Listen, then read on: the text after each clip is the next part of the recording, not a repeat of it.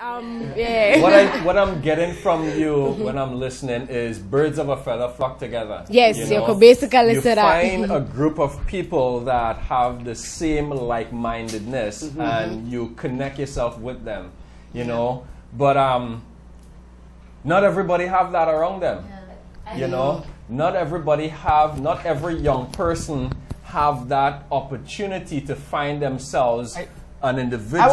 I would have to disagree with you, John, because I believe that young people do have that. It's whether or not they are choosing that, right? Because in Belize, in terms of okay, hold on.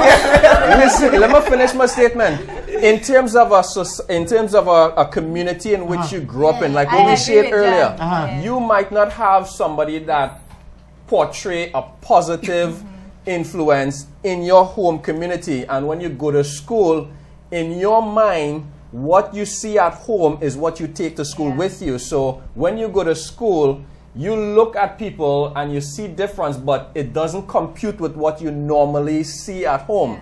So it's not easy for you to look at somebody who is a positive influence and say, I want that. It has to be something that is within you that wants different, you know. So from that perspective, that's why I say not everybody have that available to them, but that's why we are here. Well, that's this text that we got. All right, it says it start by deciding what you want, then you choose what influence you from there. Exactly, and that's why we're talking about that. But we have young people who might be feeling or trying to convince themselves that say, you know what, everybody do this, so I have to do it. That's right. Right? And the truth of the matter is that people don't understand that influence no make you do it. Say that again. Influence no make you do nothing. All of us have influence out there. Every day till you're dead, you will have influence. You need to decide which pathway you're walking on. And if you're a Christian, you need to decide what influence you will choose to impact you. Yes, it might be hard. You know, I know you say easy. I know you say that you could just say no because some influence are really, really hard. Right? And that's why we as Christians, we need to step up. We as Christian young people, we need to step up within our high schools. We need to step up within our university and exert a right influence. But regardless of that, you need to decide, because an influence is just an appeal to your will. Right? So you could have somebody tell you do something bad, and you could have somebody tell you do something good. Two are going to try make one decision. You need to evaluate and say, you know what, no, I won't do this, and I will do this, right? And so at the end of the day, you choose, right? Philippa, what do you think? I totally agree. However, I also with Andrea that it's something that comes from within, because like he was saying also too that no matter how much negative is around you, if you want something bad enough, that one thing coming from inside, if you want it that bad enough, you will get it.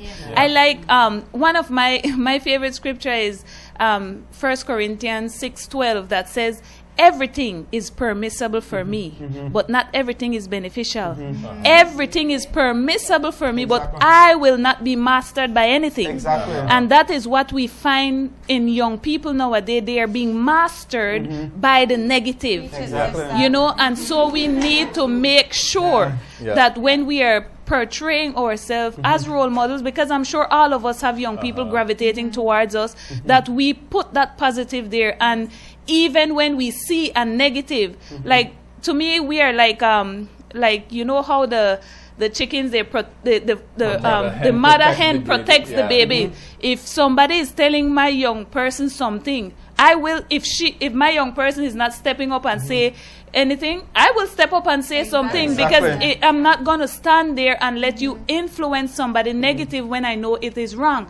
So I think having that mindset of wanting something different, that's where it starts. So it has to begin with the individual. Exactly. You have to want it. And I want to say to young people out there, no matter if you're saved or if you're a Christian or if you're not a Christian, you can make the decision to make a change in your life, because the change starts with you. And whoever is, like my brother is saying, whoever, it's a cry to your will to respond.